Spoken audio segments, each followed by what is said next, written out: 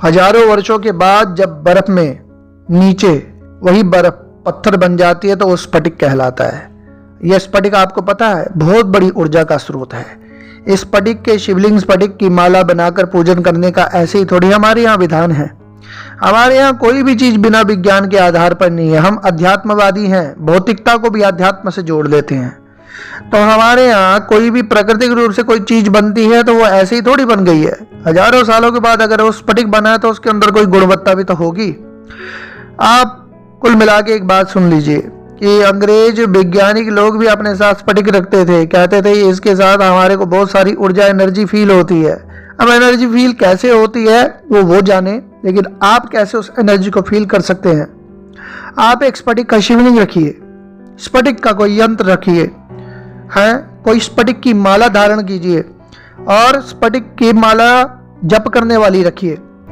आप किसी भी रूप में अगर स्फटिक का इस्तेमाल करते हैं पूजन में, आपको स्फटिक की एक विशेष ऊर्जा महसूस होगी। क्या होता है, आपकी जो घड़ी है ना, घड़ी उसमें क्वार्टर्स लिखा है, वो क्वार्टर्स ही स्फटिक है। स्फटिक के द्वारा ही वो सारी ऊर्जा नियंत्रित होती है, घड़ी चलती है। अब एक चीज आप ये जान लीजिए कि जब स्फटिक के सामने एक्शन और रिएक्शन, आपने सुना होगा कि क्रिया की प्रतिक्रिया होती है।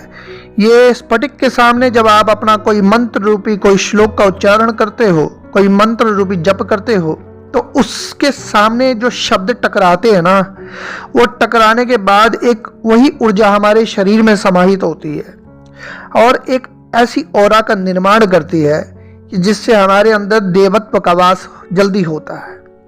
सोई हुई शक्तियां जगती हैं। कुल मिला के बात यह है। ठंडा होता है स्फटिक, इसकी शीत प्रकृति है। स्फटिक की माला धारण करने से ब्लड प्रेशर नहीं होता, वो वैज्ञानिक कारण है। लेकिन इसके आध्यात्मिक कारण में मैं बता दूं, स्फटिक की माला धारण करो, स्फटिक से जप करो, स्फटिक का यंत्र या शिवलिंग सामने रख के आप उस पर कुछ भी मंत्र एक बारी उच्चारण करो, उसका पूजन करो विधि से। कोई सहस्त्रनामावली का पाठ कर लिया, 108 जप का पाठ कर लिया, अर्चन भी कर लिया, स्वरूप में फूल पत्र चढ़ा दिया नाम बोलकर, तो उसमें एक ऊर्जा जो है आपके साथ, फिर बैठे रहो 5 मिनट तक, उस ऊर्जा को ग्रहण करो।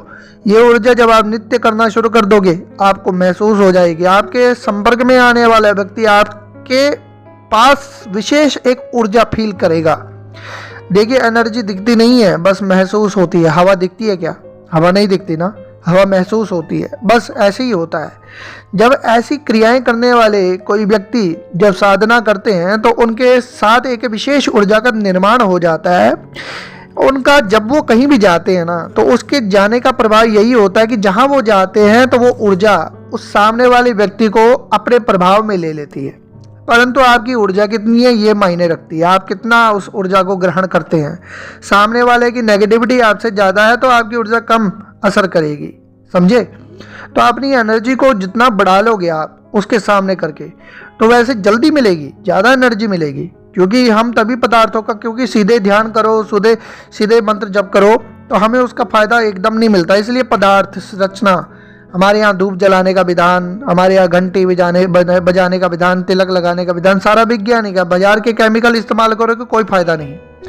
ऋषि पद्धति से, आध्यात्मिक ढंग से आप तरीके से चलोगे तो आपको पूरा फायदा मिलेगा। नहीं तो वो खाली किताबें बातें आपको व्यर्थ की बातें लगेंगी। तो किताबों की बातों को समझने के लिए कोई गुरु भी चाहिए। तो वो यही है कि आप ऐसे स्फटिक से अपने आप ऊर्जावान महसूस करोगे, आपके संपर्क में आने वाला भी ऊर्जावान महसूस करेगा। तो ऊर्जा एक बहुत बड़ा स्फटिक जो है ऊर्जा का स्रोत है।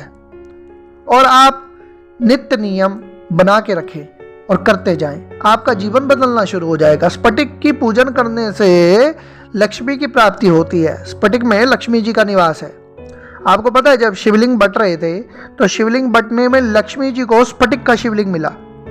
तो इसलिए लक्ष्मी जी की प्राप्ति अगर चाहिए तो स्फटिक का पूजन करो। धन की कामना करते हो तो स्फटिक की माला से स्फटिक के ही शिवलिंग या स्फटिक के ही यंत्र पर या मूर्ति पर पूजन करो। परंतु स्फटिक बाजारों में हर जगह मिलता नहीं, ज़्यादातर नकली चाइनीज माल। तो ओरिजिनल हो तो पूरा फायदा मिलेगा। हर हर महादेव।